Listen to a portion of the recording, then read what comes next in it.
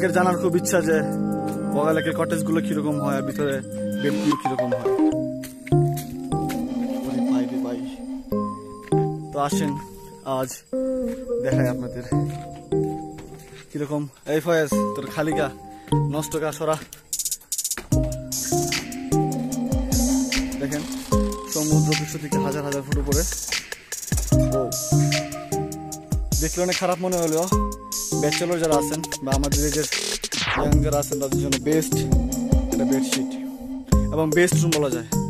এবং এই এখানে যতজনই শুন না কেন 10 জন 5 জন 50 জন আর পার্সন 200 টাকা করে। আর একটা জিনিস যেটা হলো অনেকেই বলতে পারেন যেখানে ওয়াশরুম কিরকম হবে বা কিরকম হয়, তো চলুন দেখা এখানে ওয়াশরুমের ব্যবস্থা কিরকম।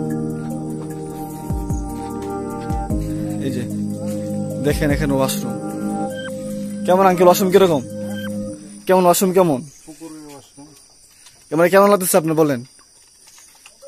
হ্যাঁ, প্রকৃতির ছোঁয়া মানে একদম গ্রাম্য একদম ফিল পাচ্ছেন না? কোনোদিন এরকম করছেন আপনি আঙ্কেল? কোনোদিন এরকম ভাবে কোনোদিন পানি নিয়ে হাত মুখ দিচ্ছেন না? এটা আমারও ফার্স্ট টাইম। যে এখানে আর একটা সোর্স আছে, এখানে পানি জমায় রাখে। হ্যাঁ, বৃষ্টি পানি না, মোটরের পানি। এখানে মোটরের পানি মনে হচ্ছে, এখানে পাইপ আছে। আর এখানে ওয়াশরুম আমি না দেখাই। আচ্ছা, এগুলো ওয়াশরুম মানে মোটামুটি বলা যায় ভালো।